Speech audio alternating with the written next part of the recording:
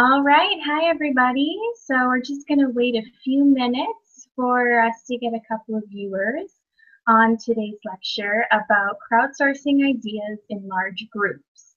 For everybody who... So we're just going to wait a few minutes for us to get a couple of viewers on today's lecture about crowdsourcing ideas in large groups. For everybody who... So we're just going to wait a few minutes for us to get a couple of viewers on today's lecture about crowdsourcing in large groups. Okay, so we've got okay, so it looks like we've got a couple of viewers. Good to go. Had a slight echo there, so that should all be fixed now. So for everybody at home, as I was saying, if you guys want to watch this back later, there's going to be a PowerPoint presentation if you guys want to take some notes and follow along. So we should be good to go. So my name is Jacqueline Hebert, and I am a cross-culture coach. And today we're going to be discussing crowdsourcing ideas in large groups. Now, this is an important discussion that we're having because you as part of your cross-culture team are going to be doing exactly this, crowdsourcing ideas in large groups. And this is something that you're going to be continuing doing in the future. So feel free to jump in with any comments or questions in the comment section on YouTube. So far we only have one viewer, so we're just gonna maybe give it about 30 more seconds and then let's get started. With this topic that, again, this is gonna be super important whether you're in whatever sector you're in for business, especially for consulting. So we're gonna have a very specific focus on that today as well. So, okay, so I guess we can get started then. So, what I'm going to do is put up the PowerPoint presentation that I prepared for you guys, and we're going to start with a poll question. And it looks like, okay, let me pull up the PowerPoint presentation for you guys. Let's see, let's get this up. Okay, let's get this for you guys to see as well. This is for you guys. All right, so you guys should be seeing the presentation here. So again, crowdsourcing ideas in large groups. So let's start with a poll question of, do you guys prefer to listen to one expert or one group of experts? And this can apply to any situation that you can think of, whether it's business, if you're having a conversation with friends about a topic, anything in the news. Which do you prefer and why? Would you prefer to do it this way? So let's take a look and see some of the comments that are occurring with this right now. Okay.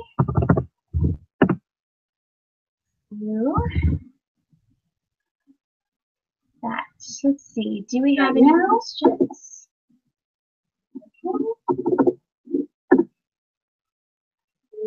Group of experts? Yes, absolutely, Max. That is absolutely right. A group of experts.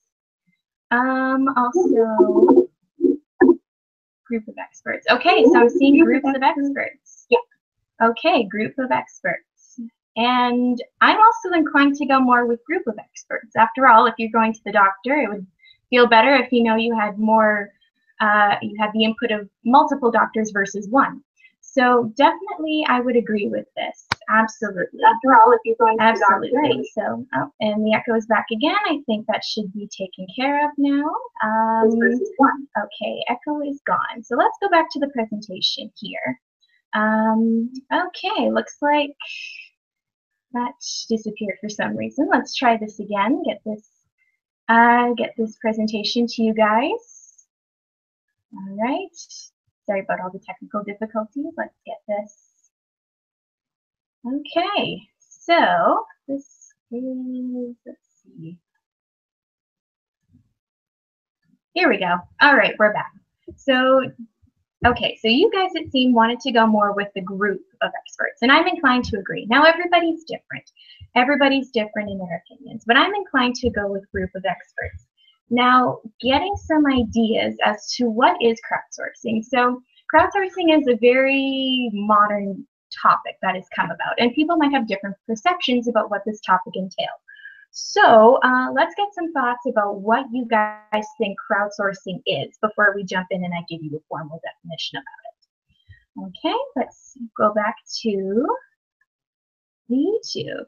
Okay, let's go back and see some of the comments that you guys have been posting. Okay, let's see. Okay, let's go back and see some of the comments that you guys have been posting. Okay.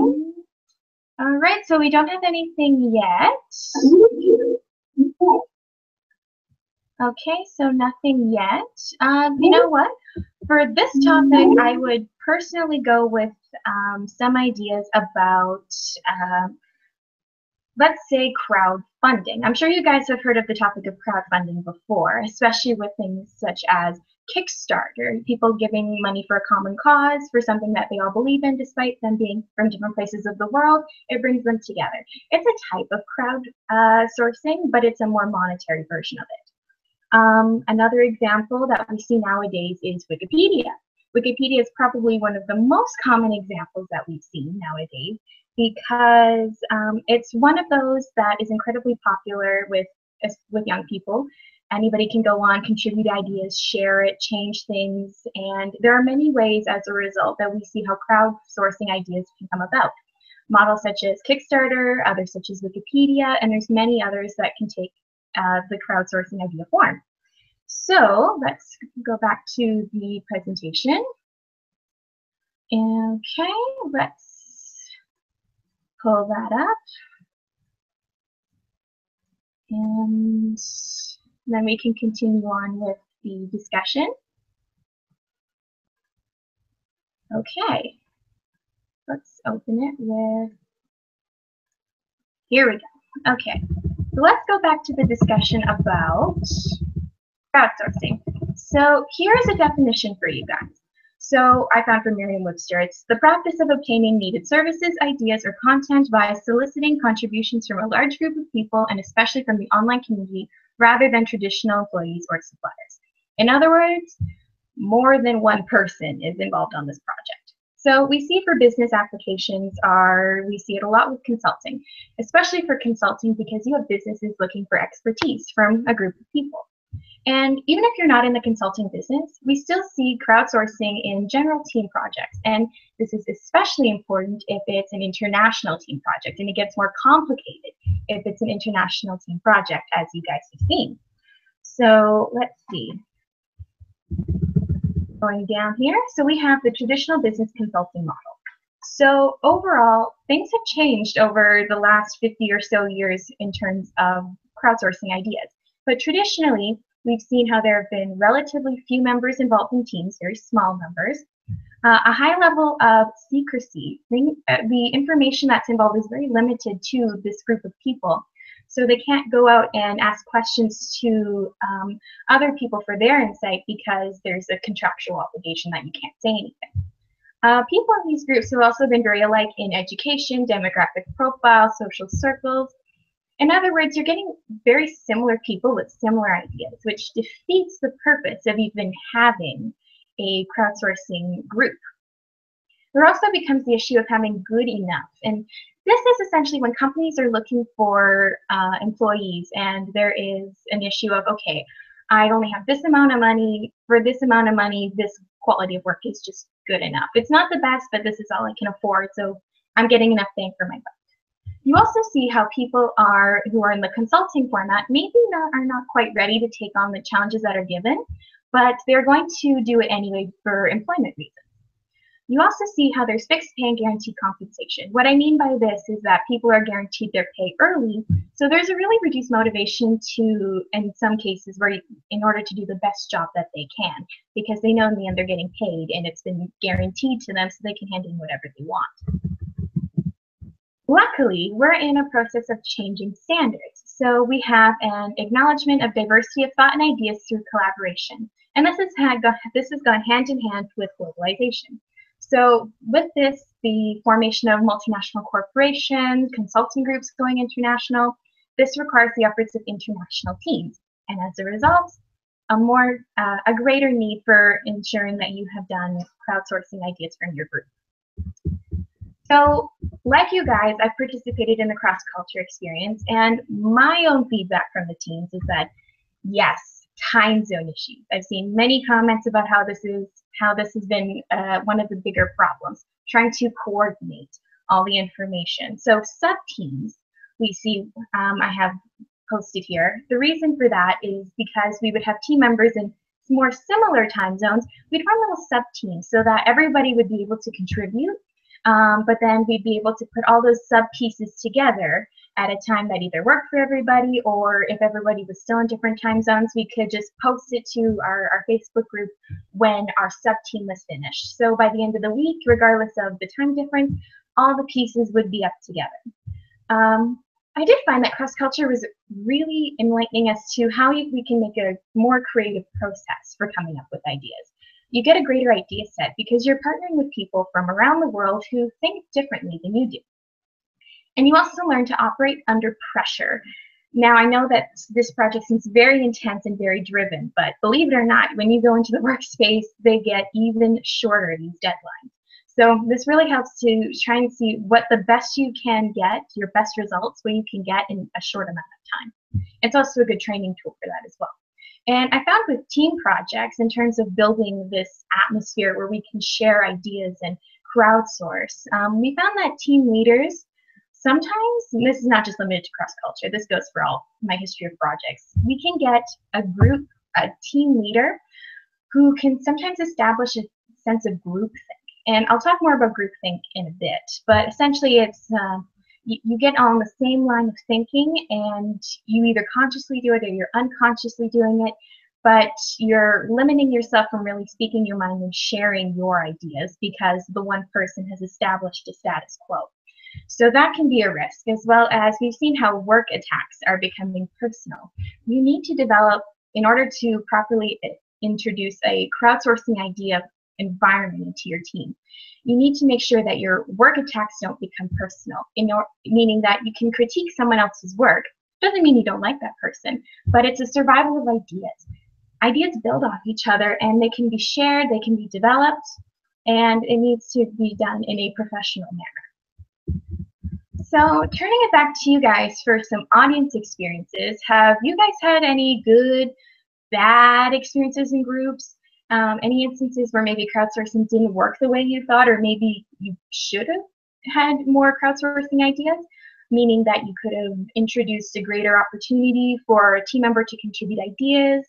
Or do you guys have any potential consequences of crowdsourcing? Just real or imagine what you think could be the result of crowdsourcing, either done right or done wrong. So let's go to the comments section again and see if you guys have posted any questions. You're done right or done wrong. Okay, and we have a bit of lag here. Okay, crowdsourcing ideas. Okay, yes, we have crowdsourcing provides more ideas but consumes more time. It is more time consuming. It is. Reaching out to solve a singular problem.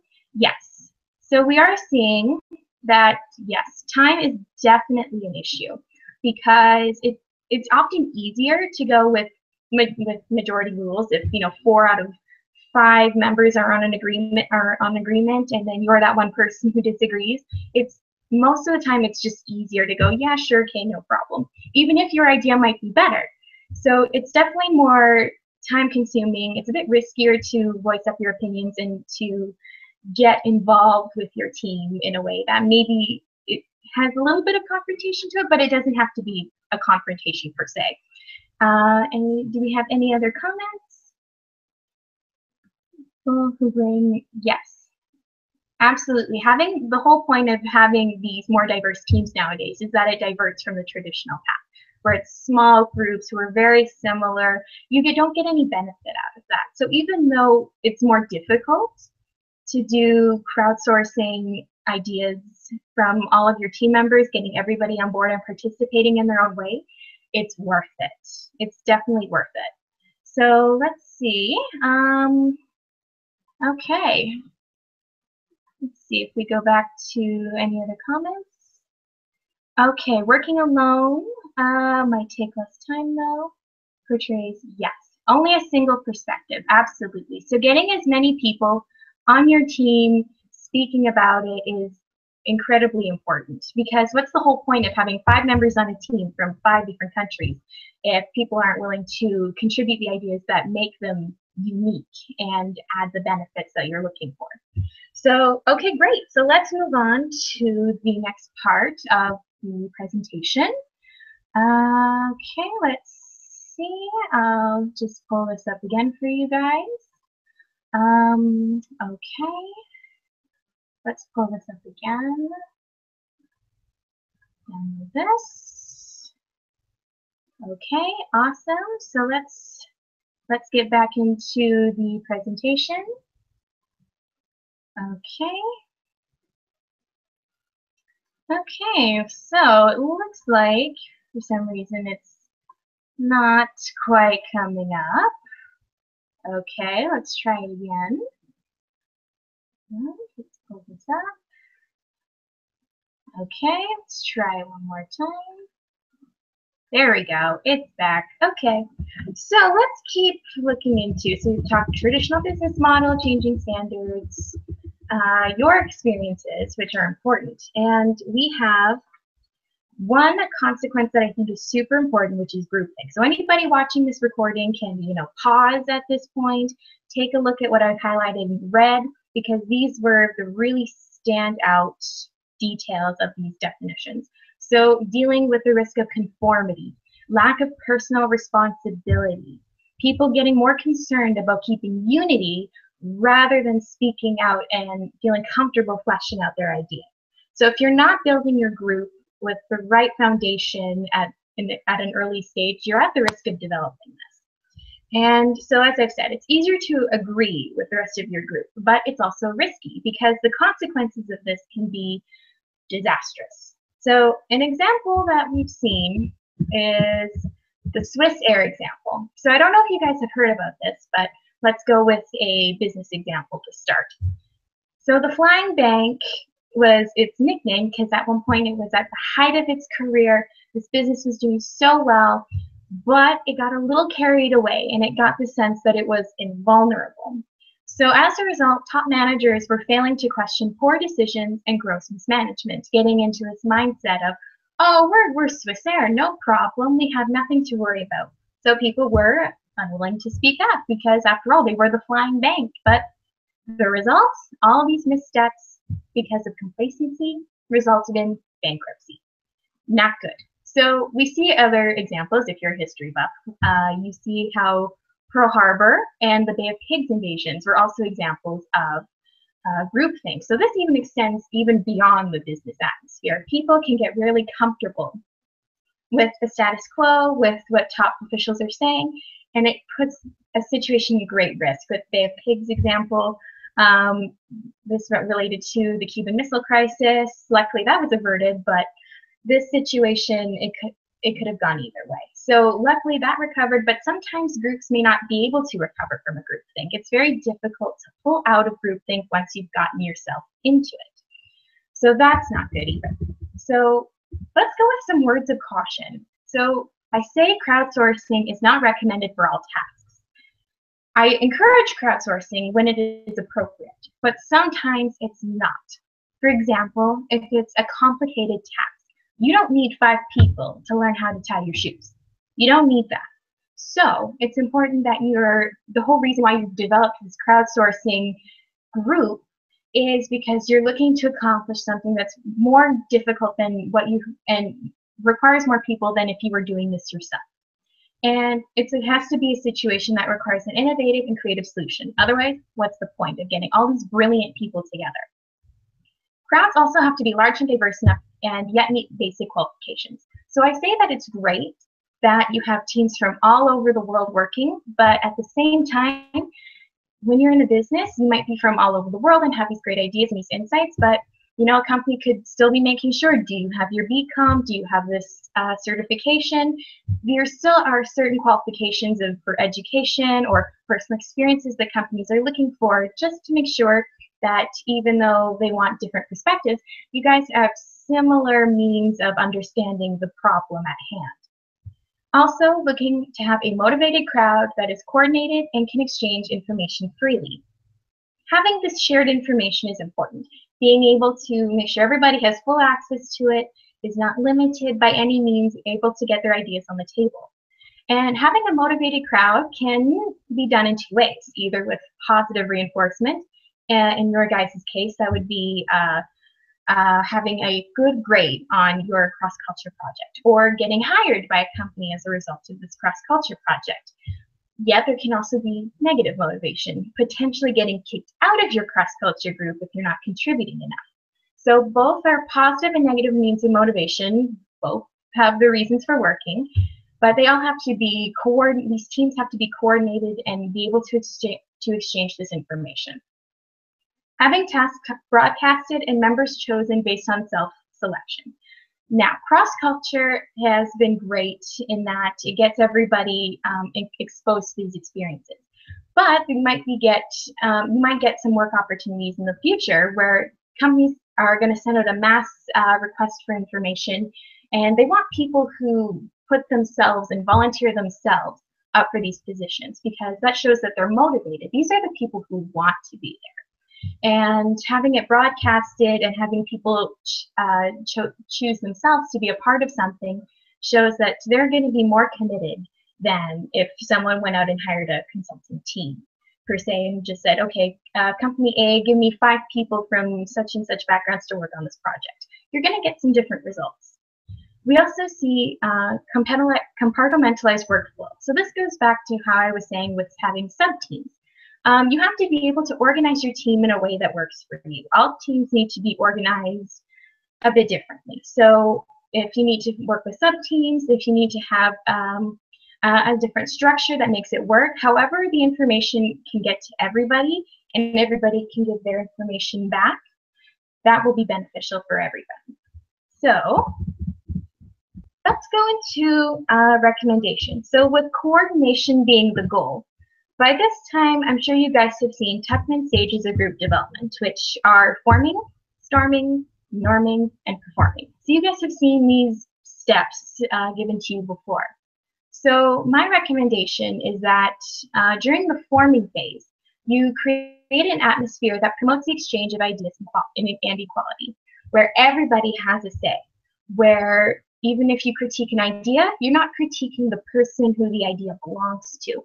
You're able to bounce ideas off of each other. And this atmosphere, this relationship you need to build with your team members early is crucial, because I believe a lot of teams fail because they haven't done this early. They get to the performing stage and they're looking then to make sure everybody's on the same page, and everybody by then is all over the map. So when you get to the storming phase, getting brainstorming ideas from all parties is crucial. Having information out, having everybody involved, making sure everybody's voices matter, and maybe an idea is shut down for the moment, but it could be revisited later.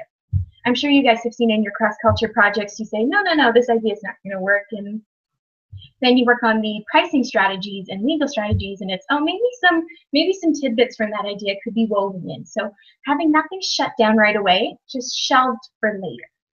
So during the norming phase, this is when your group has really established your dynamic. There is the point of no return, and when you reach norming, you've reached that. So at that point, there should be a discussion of conflicts of ideas as part of the group dynamic. It should be normal to have disagreements, and you want to have disagreements, because that's showcasing that each team member has their own individual ideas and perspectives to add, but there is no groupthink. So by the time you're in the performing stage, you should be seeing the results of your crowdsourcing ideas being put into action. Now, going back to disagreements. Now, let's say if you have a disagreement, this shouldn't impair your team. It shouldn't put things to a halt and stop just because 2 team members are sold on their ideas. And the reason how you can fix this is that you need to make sure early on that your team members are flexible, that it's okay to give in a little bit and at the same time be able to defend your ideas. So you should be able to defend your ideas, yet if it comes to a halt, your team members need to come up with a way of making a decision. And I recommend doing a group contract early on, setting out your expectations, your goals, and how you're going to resolve conflict. So one of the ways you can resolve conflict is, you could even make it a very democratic process if you wanted to. You could say, okay, we have 5 members on our team. Let's go with a vote. And if majority rules, then we'll go with that. No questions asked, and that's done. People could make a brief argument, have a little debate about it. And maybe you find that depending on the topic you have, you could borrow a few of both and make a new one. However you guys want to deal with your team, it has to be unique to you guys. So then we have going into team leaders. I also recommend that team leaders do not become the idea hogs. Just because someone is elected as your team leader, that doesn't necessarily mean that all their ideas are the ones that are going to be in your deliverable. The team leader should be the one who's coordinating the crowdsourcing. They should be making sure that everybody is getting a say, that everybody's meeting deadlines, that everybody is, while getting along, making sure that no one's staying quiet. They're the coordinator, not the ones in charge of developing the whole idea of the project. Otherwise, they can just do it themselves, and there's no point in doing a group project such as cross-culture. So we go into here. So thank you very much, guys, for listening. So we can open the floor to any final questions, any final insights. Let's see if we have any questions on the YouTube page. Okay. Okay, lots of questions. So let's see. Okay. So, okay, wonderful. We have working alone. Yes. Yes, there are risks of having it doing crowdsourcing, taking the time. It is a bit risky. So that's actually the point, risk. So risk is actually an important concept. I'll just take the presentation down. Okay, let's go back up to here. Okay, so that's a good point about how crowdsourcing can be risky, because it takes time to flesh out during the storming, norming, forming phases. Those take a lot of time to develop those, because you guys have had 3 or 4 months to work on your projects, and it takes a while for everybody to, first of all, even establish first contact, let alone you guys aren't even meeting in person. It's all virtual, your connection. So taking the time to actually form these relationships is risky, because it takes time at the beginning in order to get the results you want at the end. So that's why I believe that's very important, that you establish your crowdsourcing ideas early. So crowdsourcing ideas is, there's several different models of how people have been establishing crowdsourcing. So like I said, you can do it with money, you can do it with ideas, you can have it through Wikipedia. There is an example of crowdsourcing where people were looking at planets and they were having trouble identifying, so they released it to the public, and the public helped to classify all these planets because the workload was just so intense. And the whole point of cross-culture is there is a lot of work involved. There's a lot of different sections that all need your time. So having all your team members present and involved is really important to make sure that you not only get the best results, but you get all the components done to it. And you might find that some people are going to be better at pricing. Some people are going to be better finding legal information. Someone just might be a really great editor, really great at doing bibliographies. Someone might be really good at visual formatting, making graphs with the data that they're given. Whatever it may be, it's best that all members are able to contribute in a way that maximizes on their strengths, and that team members are flexible enough to listen and to say, okay, that's your expertise. I'm going to let you take this charge. And I will help when I can, but I'm receptive to what you're doing. So it requires a lot of flexibility. So characteristics of good quality teams that really endorse the crowdsourcing idea format: team members have to be flexible. So that might mean, you establish a meeting at one point, and maybe your team member can't make it because for some reason they can't make it, but that team member will come back later and be like, okay, so this was my responsibility. I couldn't make the team meeting at the beginning of the week, but I have finished all of my section that I wanted to share with you guys, and I would like your feedback. there needs to be a way to give and receive information. Team members shouldn't be giving out sections of reports, like delegating. So one person, even though someone might be a really great pricing or legal expert, all the team members should have a say in going, wait a minute, this doesn't look right to me. Or can you explain this a bit more? Something's missing. Sometimes when we look at something for a while, we kind of get a little bit complacent and forget things, or believe that our ideas communicated clearly because we're thinking it. So making sure that there is a way for you to contribute to your group. And if anybody has feedback, then they should be allowed to give it to you, even if you're responsible for the financial section.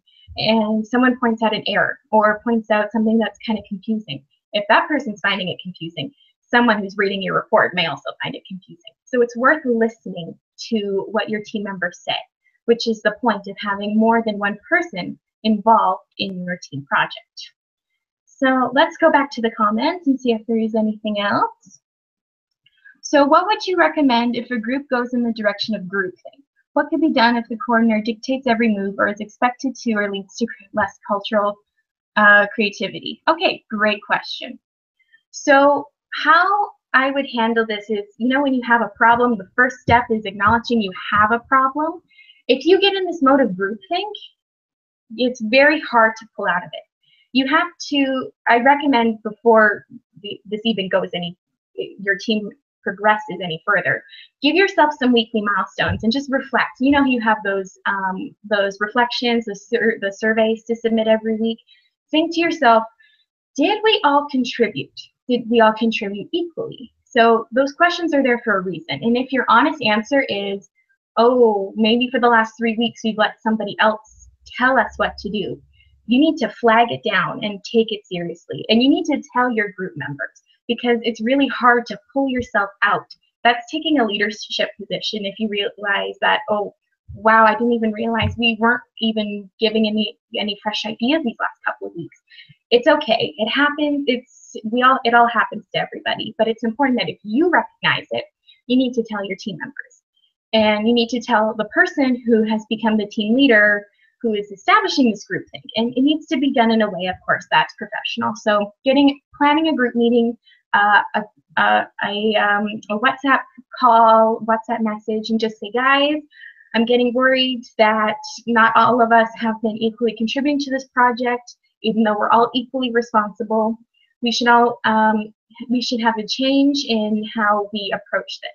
And you could say, I volunteer to work more on this project, and I'd like to work with this person as well because they've shown in the past that they're really good at doing this, and this would complement my work because. So just giving some reasons as to how you want to change up your structure of it. So mentioning it to your group is important. And a lot of the times the team leaders who are dictating and controlling everything just either do it out of habit, or maybe they're worried themselves that they're just worried about this project and they just want to go with the first thing. They get the blinders on and they're just worried that their ideas might just be the only idea out there. So having this conversation would reassure your team leader that, okay, we are a team of people and all of these people are on board and they all want to contribute. I can let go of the reins. And with past experience, I'm pretty sure that they'd be more than happy to let up a little bit because of all the different work components that are involved with this project. So having that conversation, stating it in a professional manner, and giving yourself weekly checkpoints, and even touching base with your team members. Just, it doesn't even have to be about the project. Just strike up a conversation and go, guys, how do you feel? And if you're that team leader who's controlling everything, maybe just putting out some feelers. If you're the team leader controlling it and you're worried you've established groupthink, just reach out to all your team members and go, how do you feel about this project, honestly? And again, so not taking it personally, it's just work environment. It's a work environment that you need to get feedback on because this isn't okay. So you need to make sure that you communicate it to your people and realize, okay, I have been doing too much of this. I have not been listening to their ideas. Let's give them a say and maybe give them, if I'm really passionate about my idea, they're passionate about theirs, we each do a write-up, give it to everybody, and see how everybody thinks about it.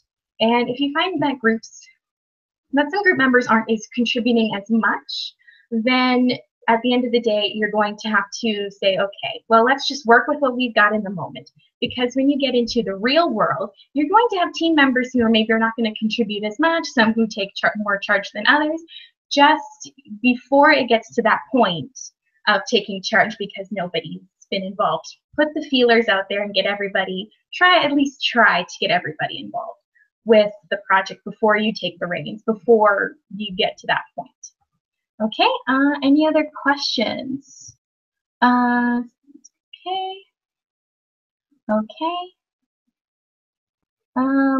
okay, is it risky for a business to engage in crowdsourcing when any failure reflects directly on the company versus the crowd, having to bear the consequences of the ultimate decision? Risky to engage in crowdsourcing. Okay, so in this case, is it risky for a business to engage in crowdsourcing when okay, yes, it is risky. There's always going to be risk involved with one of these endeavors. How crowdsourcing works is you're relying on a team effort to try and get something together.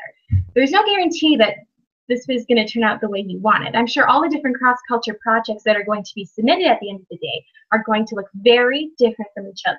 Some will be what the company thinks that they're going to submit, some will be a few surprises, some will be just completely more creative than they could have imagined. So there is the risk that, oh my goodness, you know, the team has a really a high amount of stress because they're reflecting themselves and also the work that they want this company to do. But if they don't share those ideas off the bat, then the company could always just go with its own ideas, and those ideas themselves could either be good or bad and reflect poorly on the company or not. So there's always going to be risk, but if you at least try to each member to do the best they can and to collaborate the best they can, you don't have to be best friends with these people. You just have to be able to say, okay, this person is really great at this. I want them to do this, and I want everybody to give some feedback to make sure that that result is the best it can be. And that's for one section. Another section, another topic, and so on and so forth. So this needs to be done in a way that, so risk management, risk mitigation can be done if you're honestly giving valuable feedback to your team every week. So even though you have cross-culture surveys, which are sent just to us, it would be good if you guys had a discussion with your team members, just a weekly roundtable discussion of, okay, so how do you feel this team is doing so far? Okay, I didn't really like that you didn't communicate with us early this week. It really put us back because blah, blah, blah. Or, you know, we had a really great week because we all met on time, we were all organized, and everybody gave really important feedback. Let's do it again next week. So making sure that you guys are giving yourselves these weekly feedbacks instead of just submitting it to us. So having those discussions with your team members could really solidify that environment that supports the crowdsourcing initiative. Okay, let's see, anything else do we have for comments? Okay, that looks like that could be it. Okay, in terms of questions. Okay, so I guess any final thoughts about crowdsourcing? So crowdsourcing is it's a very new concept. It isn't something that's been around a long time. And even with the traditional business consulting model, if you were to look back 50 years ago, they probably wouldn't have called it the traditional business consulting model. So it's changing all the time. And there's different ways of how to accomplish it. There's different ways to perfect it. It needs improvement. So even though everything that I've said so far are recommendations, they're just my recommendations. You guys know your team best, and you know the best way in order to maximize your team's efforts. So please take what I have in mind with a grain of salt and adapt it to make sure that it fits your team and it fits the characteristics of your team. At this point, if you feel that you're experiencing some groupthink in your team meetings and how you're doing your paper, speak up now. Speak up now, because you guys are going to be in the final stages of completing your deliverable. And if you have any last minute ideas or suggestions, now would be the time to do it. Speak out to your groups and your team leaders, just professionally stating your opinion And if you have any problems, you submit in the comments every week if you're having any issues with members not contributing, but at least try to make sure that you've taken my recommendations of making sure that you've reflected yourself. Are all your team members communicating well with each other, and have we done that yet? So by all means, take what I have with a grain of salt and work with your team members and communicate to them. Communication is so important. You won't hurt feelings. You're just going to be making sure that you're maximizing your team so that it's the best it can be. And I guess with that, I will also leave for you my cross-culture email address. If you guys have any questions about, hey, is this an example of groupthink, or is this maybe you've gotten interested in this topic and you went out yourself to look a bit more about it? Would this be an example of crowdsourcing, or is this, how can I make the situation better with crowdsourcing?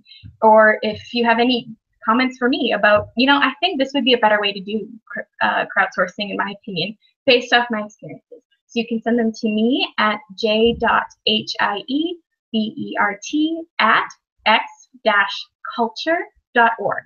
So you can send them to me, and you can also feel free to leave any comments that you have in the YouTube section, just to, if you want to give some feedback or any recommendations or personal insights that you found with crowdsourcing. So I leave that in your hands now. So thank you very much, guys, and I hope you have a good rest of your day.